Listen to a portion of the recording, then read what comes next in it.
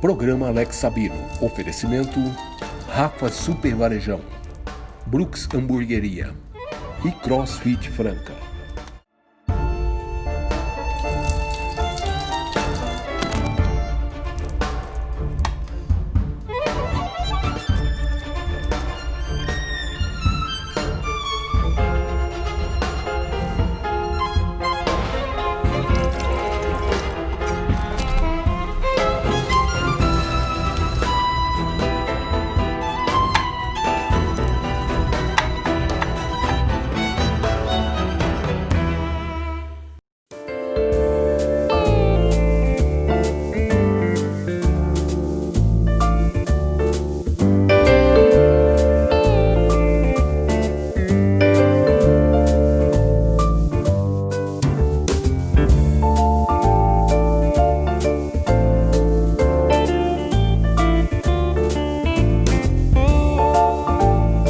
Então, pessoal, de volta com mais um programa do Chefe Alex Sabino, e hoje muito especial porque você vai aprender a fazer massas artesanais. Você vai ver a produção mesmo de uma massa e um molho especial bem clássico. Então, a minha convidada de hoje é a Laura, da Domenic Alimentos, mas antes ela vai contar a história dela um pouquinho. Ela também é gastrônoma, é uma chefe formada em gastronomia, mas ela vai contar um pouquinho da história dela, por que ela entrou, porque a gente que é da área, a gente sabe que não é uma coisa muito fácil. Uma coisa meio de louco, né? Então, mas ela vai contar a história dela um pouquinho, que ela tem um sangue italiano, mas não vou atravessar muito não. Laura, obrigado por estar aqui hoje. Imagina, eu que A agradeço. gente ouviu, a gente conseguiu esse momento nosso. Numa segunda-feira, com loja fechada. Eu tive uma referência bem legal dela, então eu quis conhecer o trabalho dela e quero mostrar, dividir isso com vocês. Então conta um pouquinho da sua história, por que você entrou na gastronomia? Eu acho que é aquela história bem clichê, né? Que todo mundo acaba contando, mas que não tem como ser diferente. Tipo, quem decide entrar, igual você falou, que não é uma coisa não é uma profissão muito fácil, uma área muito fácil. Então eu acho assim, quem entra na gastronomia teve uma referência. Geralmente em casa, geralmente na família, geralmente vó, geralmente mãe, né? E comigo não foi diferente. Mesma história de todo mundo. Eu cresci vendo vó cozinhando, mãe cozinhando. Na verdade, na minha família mesmo, todo mundo cozinha. Meu pai cozinha, Isso minha é bom, irmã né? cozinha. Divide a cozinha um pouquinho, né? A gente já tem esse costume de todo mundo estar na cozinha, de todo mundo estar em volta da mesa. Se tem alguém na cozinha, para não ficar sozinho, todo mundo fica lá junto, conversando, papeando. Então, assim, eu cresci nesse meio. Minha avó cozinhava muito bem, minhas duas avós cozinhavam muito bem. Minhas tias cozinham, minha mãe cozinha, minha irmã. Então, assim, pra mim foi muito fácil, foi natural entrar. Então, eu sou formada em nutrição pela Universidade de Franca. Fiz os 4 anos de nutrição, me formei, uma faculdade muito bacana. Porém, o que eu queria mesmo era gastronomia. E aí eu fui fazer gastronomia no Hotel de Água São Pedro, pelo Senac. Que é uma referência. Eu acho que na época, inclusive, era uma das melhores faculdades hoje de gastronomia do Brasil. E aprendi demais lá com o pessoal, foi um curso intenso de 2 anos, morei lá, fiz alguns estágios lá em alguns restaurantes por lá também. E aí após a faculdade, aí a gente sai trabalhando em alguns outros lugares, né? Trabalhei em buffet, morei em Ilhabela, trabalhei em hotel, voltei para o interior, trabalhei em bar, trabalhei em restaurante. Acho que eu trabalhei inclusive em todas as áreas, em buffet, trabalhei em buffet. Você gostou mais de qual? Eu falei sempre porque eu passei por bar, restaurante, buffet. E eu adoro buffet. Então, assim, aquela correria do buffet, do começo. Eu gosto da correria do restaurante. Hotelaria também. Eu gosto. Não, adoro hotelaria. Hotelaria. É 24 horas por dia. Então, eu acho que consome demais. A profissão em si, ela já consome demais, né? Quem tá na área sabe que é uma área já desgastante. Tem muita gente, inclusive, que entra na gastronomia achando que é uma coisa super É justamente isso, porque glamurosa. Você só vê as fotos que postam, naquela parte bonita. Vinhos e não vê o batidão que é por trás. Os bastidores, a gente que é da área, a gente sabe que não é brincadeira, é um trabalho muito sério, né? E além de cansar o corpo, a mente é o que é o mais... Cansa muito mais, porque até você conseguir mentalmente desacelerar, ainda mais dependendo do horário que você trabalha. Então, uma das coisas que eu não gostei por trabalhar em hotel era exatamente isso. Era a falta de horário que você tem, justamente porque o hotel é 24 horas. Funciona por 24 horas. Então, assim, desgasta muito mais. Então, eu acho que, assim, a parte de restaurante... correria de restaurante, então você atender uma casa lotada, uma casa com fila de espera, e as comandas entrando, e você... É bem caótico, digamos assim, Mas a hora que você termina, inclusive as pessoas, os meus amigos que vão assistir esse vídeo depois, quem trabalhou comigo já em cozinha, vão se identificar com essa parte. Porque a hora que você termina e você vê que você atendeu todo mundo e saiu tudo redondo, a equipe, ainda mais quando você fica muito tempo num lugar, acaba tendo entrosamento, né? Fica uma equipe redonda, fica um serviço bem feito, rápido, bem feito. É caótico, entrando vários comandos, mas você consegue... E tem que ser tudo perfeito, né? E nem sempre é perfeito, né? Às vezes dá algum probleminha e volta um prato para a cozinha, por exemplo. Como você lida com o não? Às vezes vem um prato seu que você manda, aí volta e fala, eu não gostei. Primeiro a gente tem que entender o porquê que voltou. Sim. Na faculdade a gente aprende que o cliente tem sempre a razão. Mas eu acho que esse ditado, digamos assim, começou a cair por terra nos últimos anos. Porque às vezes o cliente, ele não sabe o que ele está pedindo. Ele não sabe o que ele vai comer, ele quer experimentar uma coisa muito diferente. Posso dar um exemplo? Sim. Você estava em Brasília, num restaurante, tinha feito um cardápio e era um filé com shimeji. Né? E a pessoa pediu, ela experimentou e devolveu. Aí, ok. Tipo assim, qual o motivo, né? E a pessoa disse que estava com gosto de feijão. Mas ela também não sabia o que era shimeji. Então, assim, existe isso também. Então, se você vai no restaurante, tipo assim, no mínimo, você procura saber o que você vai pedir. Sim, às vezes... É porque aí também a gente precisa buscar também a causa do problema. Porque às vezes quem está atendendo a pessoa é muito difícil quando... Quem é cozinheiro leva sempre a culpa, né? Os cozinheiros sabem disso. A maioria das coisas erradas acontecem lá na cozinha. Só que a gente precisa prestar atenção o que acontece no salão, o que acontece no atendimento ao cliente. Então, será que a informação está sendo passada corretamente? Será que o ponto da carne está sendo passado corretamente? Será que a pessoa explica que essa carne não pode ser pedida bem passada? Por mais que o cliente queira a carne bem passada, será que ele sabe que aquela carne, se for bem passada, ela não vai estar legal para ser comida, ela vai estar uma carne bem rígida, bem dura. Então é preferível que o cliente escolha um outro corte. E isso tudo tem que ser passado lá fora, né? Geralmente quem está na cozinha quase não tem contato com o cliente final. Então, por isso que a cozinha tem que estar em sincronia com o salão. A equipe. Né? Com atendimento, com tudo, no geral. A equipe, exatamente. Que faz que o ambiente fique perfeito, né? Porque, tipo assim, eu falo sempre isso, a comida ela pode estar perfeita, mas se a bebida não estiver boa, já é um motivo. Se o ambiente não estiver legal, a música não estiver legal... E essa questão do estar perfeito também depende, não depende, mas para o cliente em si depende. Porque tem gente que gosta de uma carne bem passada, né? Não gosta de uma carne ao ponto, por exemplo. Bem passado, teoricamente, já não está tão perfeito assim. O arroz, geralmente risoto. A gente tinha alguns problemas com risoto, porque eu acho que o paladar do brasileiro é pro mais molinho, risoto mais molinho, né? Massa mais molinha. Então, assim, é coisa que a gente tenta explicar para a pessoa. As massas, por exemplo, massa sai ao dente, a massa...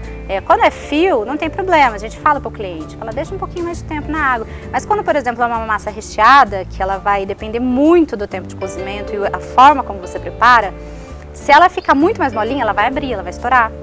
Então, assim, o perfeito também é muito complicado né? Às vezes o perfeito para uma pessoa é uma massa... Vai de gosto. É errado. Exato. Não é errado.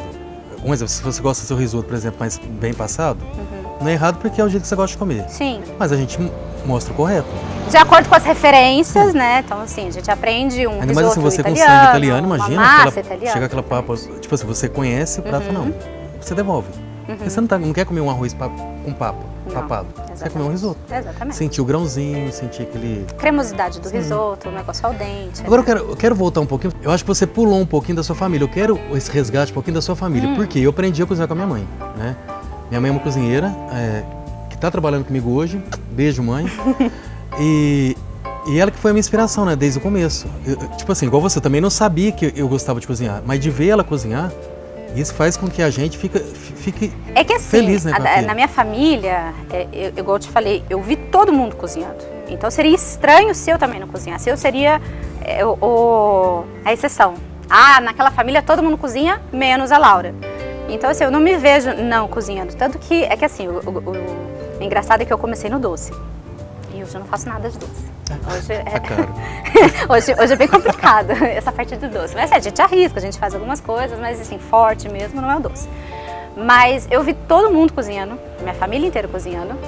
A referência para o meu negócio é minha avó. E aí tem toda uma história por trás, a Diolinda Matoso Domênico.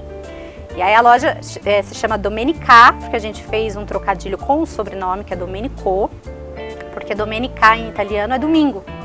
E aí domingo, geralmente, o que as pessoas fazem? Elas reúnem a família em volta da mesa, que a gente come uma massa, não somente uma massa, mas o que a gente lembrava, comida de domingo, geralmente uma macarronada, família, né, uma lasanha. Então a gente lembrou bastante por isso. Mas assim, sempre vi minha mãe cozinhando, minha mãe sempre cozinhou muito bem. Inclusive minha mãe também me ajuda na loja. Muito legal. O molho pesto, que todo mundo elogia, nosso, graças às mãos dela. E que ela aprendeu também com a minha avó. Que é italiana. A gente está falando de duas vozes diferentes, mas igual eu te falei, como a família inteira cozinhou, então todo mundo cozinha, todo mundo aprendeu alguma coisa igual o nhoque da minha avó materna e as receitas da minha avó paterna. Então assim, a inspiração pro negócio de família, para a Domênica Alimentos, é a minha avó paterna, Julinda Matoso Domênico. A italiana tem uma foto bem de quando eles chegaram da Itália.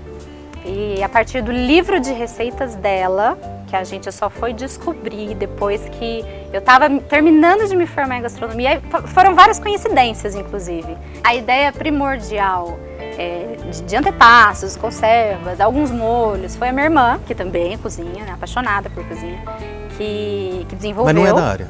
Não, a minha irmã também é formada em nutrição. Inclusive, eu só entrei na nutrição por conta da minha irmã, porque eu já queria direto fazer gastronomia, só que eu era muito nova.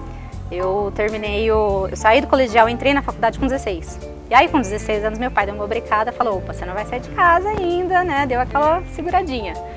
Então, pra não matar o tempo, então a gente estuda alguma outra coisa que na minha cabeça tinha tudo a ver, tem tudo a ver, mas é que não é exatamente o meu foco. Tem como você conciliar nutrição, gastronomia, dependendo do ramo que você quer seguir, mas não era o meu foco. Mas eu fiz nutrição, minha irmã é formada em nutrição também, e ela sempre gostou também de cozinhar.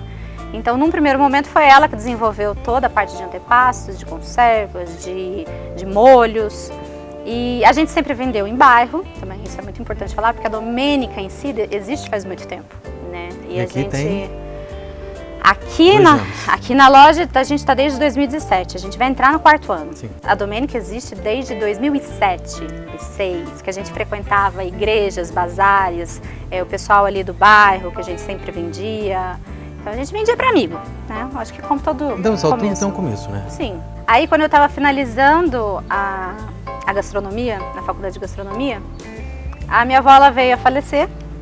E quando a gente teve que se desfazer das coisas, em casa a gente acabou encontrando um livro de receitas, assim, a gente sabia que ela cozinhava muito bem, mas a gente não pensa em livro de receita, né? O negócio tá realmente caindo aos pedaços, aquele livro bem antigo, aquela relíquia. E a gente acabou encontrando com algumas receitas, a gente viu várias receitas que a gente perguntava para minha avó, e minha avó meio que dava né, não falava o segredinho, então a gente encontrou várias receitas. E desse livro, várias coisas a gente acabou aproveitando aqui para a loja.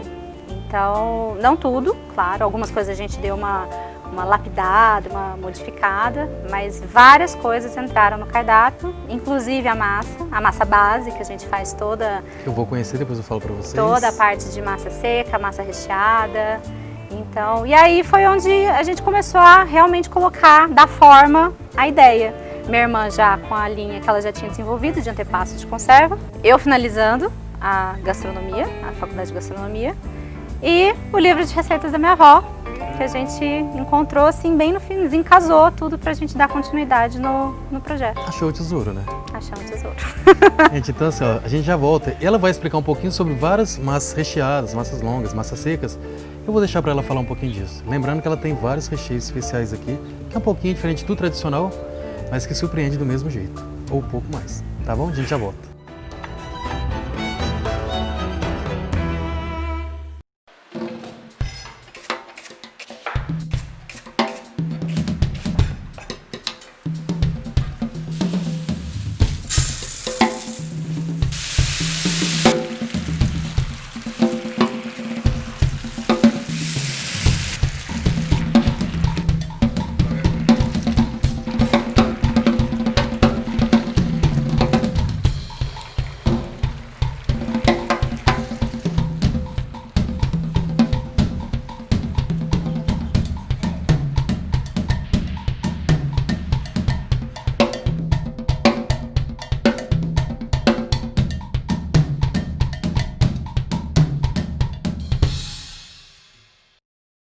Então, pessoal, eu tô aqui com a Vitória. A gente está aqui no lançamento da nova sobremesa da Brooks, que é o Magnificus. Que o próprio nome já diz. Magnificus de verdade. E são dois tipos. O meu é o Cookies Cream. E o meu é petit gâteau. Então o dela vem com doce de leite, o meu vem com uma... Leitinho. Nossa senhora. Então assim, a gente vai estar experimentando aqui pra você ver daí e vem pra cá pra experimentar também. Sim. Como a gente come isso? Do seu jeito, né? Porque Cada um come do jeito que quer. eu vou pegar no meu palito aqui. Eu vou tirar o morango aqui, ó, porque eu sou assim, tem o toque, eu acho.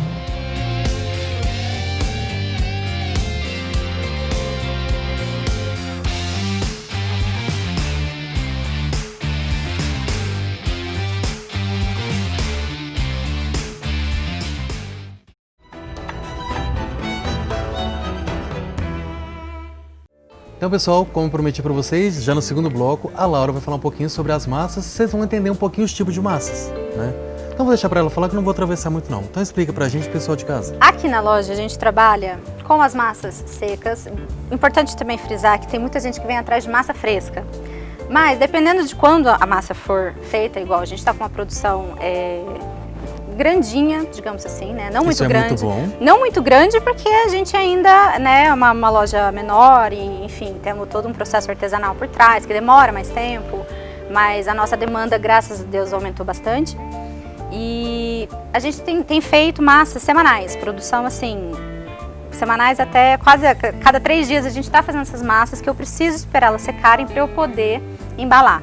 Então, por exemplo, tem muita gente que vem atrás de massa fresca, porém a massa, ela tá seca, por ela tá fresca, Sim. né? Então assim, eu fiz faz 2 dias, ela já tá sequinha, ela já tá firme a ponto de eu poder embalar, mas ela tá fresca.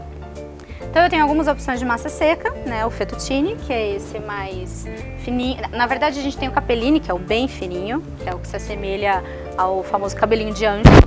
Aí tem o fettuccine, que é o intermediário, que é esse mais tipo linguine, fettuccine, talharim, que todo mundo conhece. E o pappardelle, que é uma massa mais larguinha, né, que é aquela massa que a gente chama de massa rústica, que vai bem com molhos mais encorpados, de carne. Então são os 3 tipos de massa seca de fio longo que a gente trabalha. Capellini, fettuccine e o pappardelle.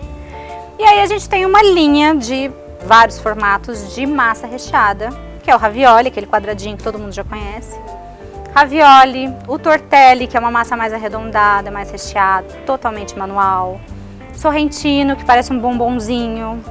Tem alguns outros formatos que eu tenho incluindo ao longo do ano, dependendo de algumas preparações temáticas que eu chamo. Então, por exemplo, Dia das Crianças a gente teve o caramelli, que é uma massa tradicionalíssima lá na Itália, mas que assim quase a gente não encontra aqui no Brasil, assim, em alguns lugares, alguns restaurantes, mas não aqui em Franca. Então teve o caramelli, tem os culurgiones, que é uma massa inteirinha trançada por cima. É um trabalho assim bem manual, um trabalho bem artesanal. Não gosto de ficar frisando também na palavra artesanal, porque ela meio que já se perdeu, com tanta gente colocando o artesanal nas preparações. Então é um trabalho manual, né? É um trabalho bem... A gente tem todo um cuidado de fazer uma por uma, não só a utilização de formas. Olha só, isso não é indústria, né? Isso é manual mesmo, então essa é a diferença. Por isso que assim, claro que é um pouquinho mais caro pelo trabalho e pelos insumos que você usa, pelos ingredientes, que é tudo de qualidade. Isso, a gente prioriza a qualidade aqui na loja, então a gente utiliza farinha italiana, sêmola italiana, ovos caipira, tudo que agrega sabor, né? E não só a qualidade, tem todo, igual você falou, um trabalho por trás, trabalho manual por trás. Massas feitas uma por uma, capelete, que é uma coisa que demora bastante. Então, principalmente quando as massas são menorzinhas, né, que é o caso do capelete. Então, esse trabalho manual, a gente preza por ele aqui na loja. Então, pessoal, fala um pouquinho dos recheios, o diferencial, assim.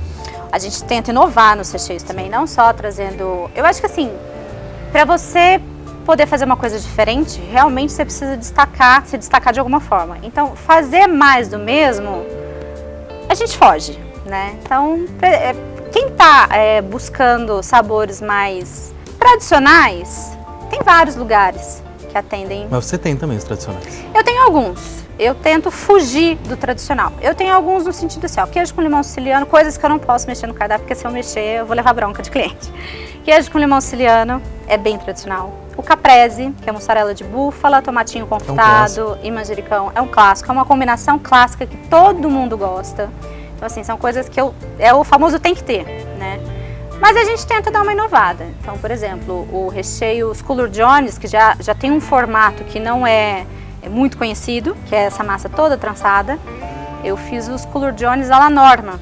O prato à la norma, na Itália, ele é feito à base de berinjela, que eu faço ela defumada, queijo pecorino, um pouquinho de tomate, folhinha de manjericão e pimenta. Então já é um recheio que não é todo mundo, né? Então você já viu que aqui é coisa boa. Tem os Cooler Johnnies, com esse recheio de berinjela defumada. Tem o matriciana, que é outro clássico italiano, que é bacon defumado, queijo pecorino, também um pouquinho mais picante. É um recheio que a gente vai... Tem como indicar para as pessoas que querem uma coisa mais diferente. O tortelli 3 queijos, tortelli de espinafre, massa de espinafre com recheio 3 queijos. Os queijos que a gente está trabalhando na loja são todos queijos de produtores brasileiros. Então a gente prioriza, entra naquela de qualidade do produto, a gente prioriza os queijos produzidos aqui no Brasil. E com uma produção diferenciada também. Então tem o queijo taleggio, o gruyère e o gorgonzola da Serra das Antas, né, que a gente está trazendo alguns produtores também aqui na loja para quem quiser experimentar uns queijos diferentes. A gente usa esses queijos na produção das massas, dos recheios das massas. Ó, só dela falando assim, já tô ficando com água na boca. Ó, então assim, deu para vocês ver que tem uma variedade muito grande. Então venham conhecer, não fica aí esperando, venham logo, porque final de ano agora as encomendas já começaram. Nossa, né? Final de ano realmente é bem puxado, então Lembrando que não deixem para E o última cardápio hora. dela é muito especial, por isso que tem ela um mantém cardápio, sempre. a gente tem um cardápio específico para o final do ano, que a gente vai divulgar nas próximas semanas, fora todas as massas que a gente tenta fazer com que todo mundo fique com massa para o final do ano. Então deu fome, a gente vai lá para a cozinha preparar o clássico. Carbonara. Então, já. Então, pessoal, já aqui na cozinha da Domênica Alimentos, e a Laura vai mostrar para vocês a produção de uma massa artesanal. Sim, né? isso. Então, Laura, fala um pouquinho sobre a massa, os ingredientes para você começar.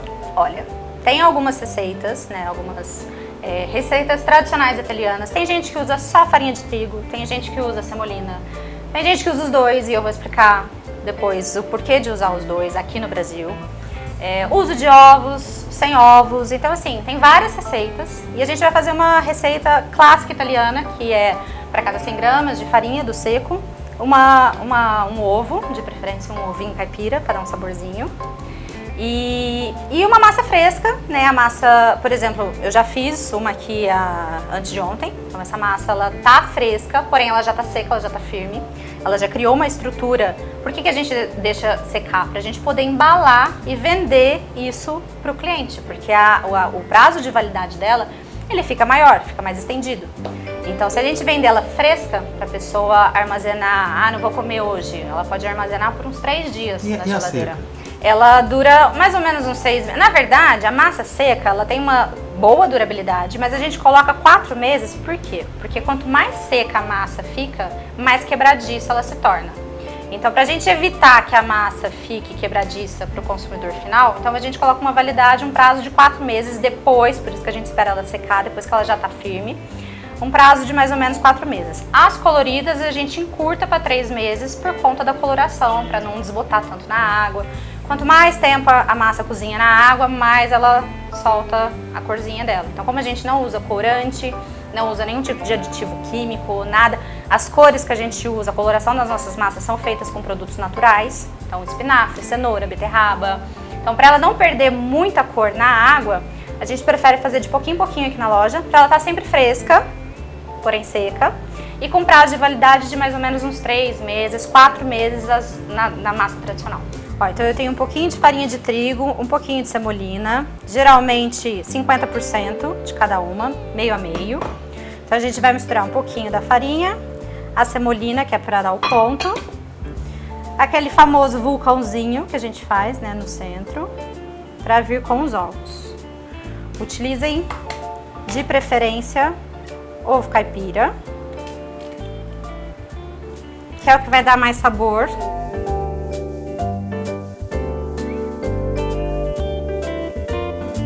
Aí então você já vem batendo o ovo ir acrescentando, puxando a farinha de pouquinho em pouquinho, vai incorporando.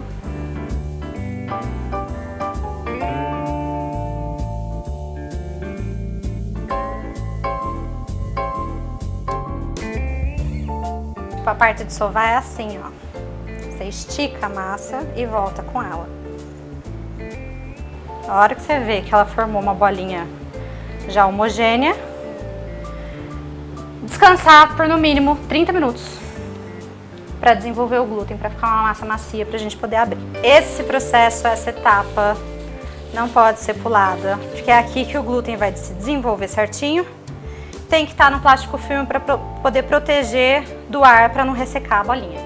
Bom, depois dos 30 minutos descansando, a gente vai abrir a massa, pode ser com rolo mesmo, mas lembrando que tem que esperar os 30 minutos, massinha descansando, abre com rolo numa espessura que vai dar para amassar, para passar no cilindro, se você tiver um cilindro, uma maquininha caseira. Começa da espessura 0. E vai diminuindo até na espessura desejada. Então começa pelo 0, vai pelo 1. Geralmente a nossa massa ela cozinha em torno de 4 minutinhos para ela sair al dente. Se for uma massa recém-produzida, vai ser de 2 minutos, 2 minutos e meio, mais ou menos. Para utilizar, para quem não tem prática de passar direto em um tamanho e outro, utilizem sempre semolina ou farinha para evitar que a massa grude na bancada que você estiver trabalhando. Aqui é a parte que a gente vai cortar a massa no tamanho que você quiser. Aqui nessa parte é a parte que você vai conseguir cortar em formato de pappardelle, uma massa mais larga. Formato fettuccine. Você pode ser cortado na faca também, ou pode ser cortado na maquininha.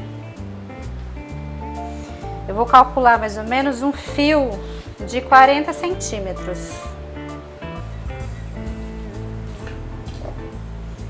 E quando você corta a massa, você espera ela um pouquinho, deixa ela descansando aqui em cima, só para ela também criar uma estrutura, secar levemente, para a gente poder passar na maquininha.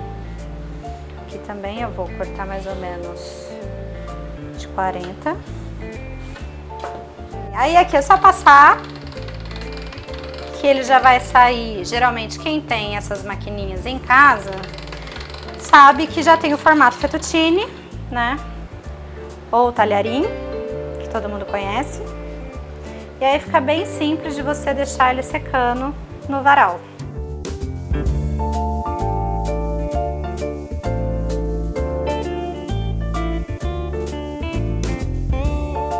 Pessoal, então de volta aqui, vocês viram que a Laura abre massa muito bem. Então se você quiser fazer em casa, é só treinar que vai ficar bem igual a Laura também. Isso. Não é isso? Só questão de prática, fazer Bom, todo final de semana. Agora vamos aos ingredientes do carbonara. Pro autêntico carbonara, o que a gente vai precisar? Uma boa massa, uma massa de preferência sem ser industrializada, uma massa artesanal. Ovo caipira, caipira de preferência porque ele dá um sabor a mais, ele tem um sabor mais intenso. Pimentinha do reino, guanciale. Geralmente o pessoal usa bacon, usa panceta, mas a receita tradicional mesmo, a receita autêntica italiana, vai o guanciale, que nada mais é do que a bochecha do porco curada. O bacon, que é a barriga, ele tem um processo de defumação, então ele vai intensificar mais o sabor, ele vai inclusive deixar uma carne mais salgadinha, entre aspas, né? O defumado ele intensifica mesmo, enquanto o guanciale, que é curado apenas, ele é uma parte mais delicada, digamos assim. E por que a gente prefere usar, por que a receita vai guanciale e não bacon ou panceta? Por conta da combinação de queijos. Então a gente vai usar um parmesão, aqui a gente está usando parmigiano reggiano, e o pecorino, que são queijos mais salgadinhos. Então pra gente dar equilíbrio no prato, para não ficar aquele prato salgado, a gente prefere usar o guanciale, porque o guanciale ele é delicado, então ele vai harmonizar, ele vai casar bem com o prato. Todos esses ingredientes são encontrados aqui na loja, todos ingredientes que fazem parte da produção do carbonara. Não vai creme de leite fresco, não vai bechamel, Se possível, não utilizem o bacon, não utilizem a panceta, usem, experimentem o sabor, esse sabor delicadinho do guanciale. Todos os ingredientes disponíveis aqui na loja. Bom, então para começar o carbonara, a gente vai pegar uma pecinha, um pedacinho, a gente vai fazer uma porção aqui para uma pessoa, para ficar mais fácil para vocês. Eu tô usando mais ou menos 80, 90 gramas de guanciale, que eu piquei um pouquinho maior. Por que eu piquei ele maior? Porque na hora de fritar na frigideira, ele vai ficar crocante de forma mais homogênea. Ele não vai fritar por fora e ficar cru por dentro. Então, cortando ele um pouquinho maior, espessura um pouquinho mais fina, só que maiorzinho, ele vai fritar mais uniforme. Então, a gente vai começar fritando o guanciale. Para fritar o guanciale, a gente diminui o fogo, deixa um fogo bem baixinho, para a gente conseguir fazer com que o guanciale fique crocante de forma homogênea, né, uniforme mesmo. Então a gente vai fritar de um lado, por isso a questão dele ser cortado um pouquinho maior. A gente vai fritar de um lado e do outro. E a hora certa de virar é essa hora que você tá vendo que eles já estão bem douradinhos. Fritou, tá tudo dourado de um lado pro outro. Eu gosto de escorrer um pouquinho o guanciale, porque daqui a pouquinho a gente vai picar ele bem pequeno para jogar por cima na finalização do prato, para ele manter a crocância e não se perder no meio do molho. Para quem quiser pode até colocar um pouquinho no meio do molho, mas eu gosto de finalizar o prato com os crocantes do guanciale. Essa gordura que o guanciale liberou, ou se você estiver fazendo com bacon ou com panceta, você pode descartar só um pouquinho. Descartar é modo de dizer, você pode colocar, reservar uma parte dela para quando você for fazer uma outra preparação, temperar um feijão, mas não descarta por completo, porque essa gordurinha é essencial na hora da gente emulsificar o nosso molho. Então tem muita gente que erra o carbonara justamente porque descarta essa gordura. E aí realmente o molho não vai dar certo, vai desandar o queijo, o ovo, enfim. Então essa gordurinha, na verdade, é o segredinho do carbonara.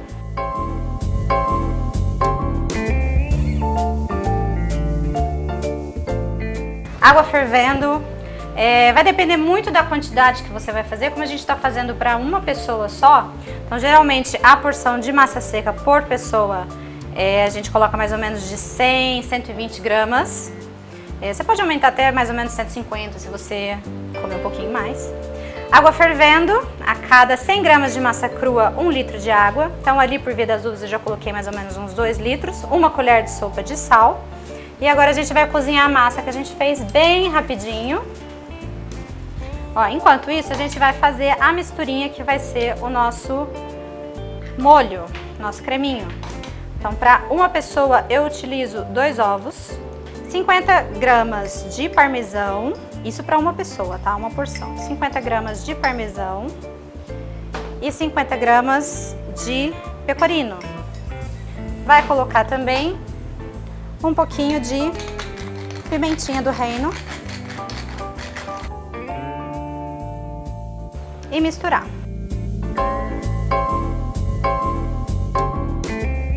Essa pastinha que a gente vai utilizar para transformar no nosso molho. A gordurinha do guanciale, ela ainda tá morninha. Você pode ligar o fogo de novo para aquecer, porque a gente precisa dessa gordura quente. Nessa hora você pode voltar com metade do guanciale que você fritou, que agora ele já tá picadinho.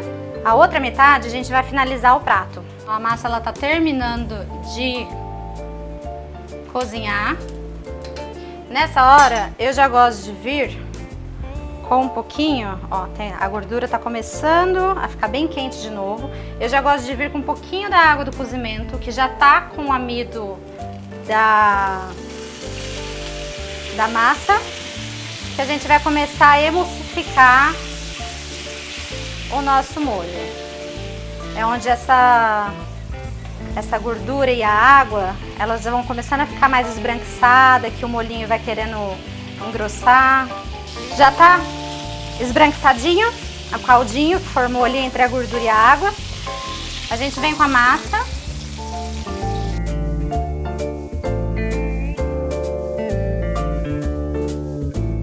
Deixa a massa absorver um pouquinho esse caldo. É onde a massa vai terminar de chegar no ponto, porque a gente vai tirar ela ao dente.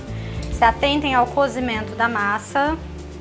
A gente vai desligar o fogo. Vai esperar que cesse a fritura, porque a gente não quer mais que frite. O nosso caldinho já tá pronto aqui. E a gente vai entrar. A hora que parou de fritar, a gente vai entrar com a nossa misturinha de queijo. Se possível, misturem de forma rápida, sem usar as mãos. Se achar necessário, coloca mais um pouquinho da água que tem que estar quente do cozimento, mas bem pouquinho, para não desandar o molho. E aí agora a gente vai montar o prato.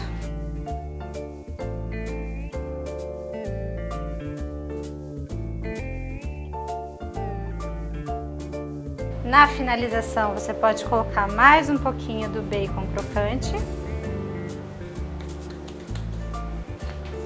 E a pimentinha do reino para finalizar.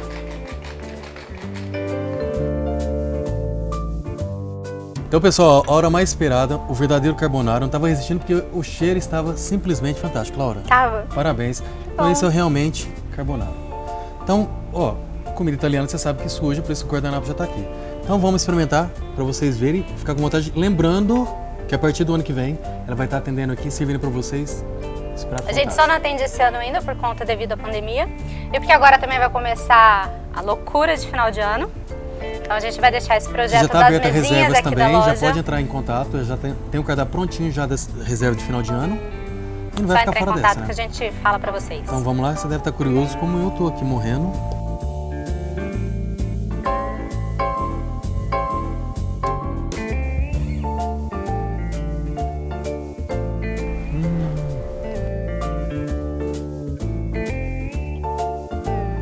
Perfeito.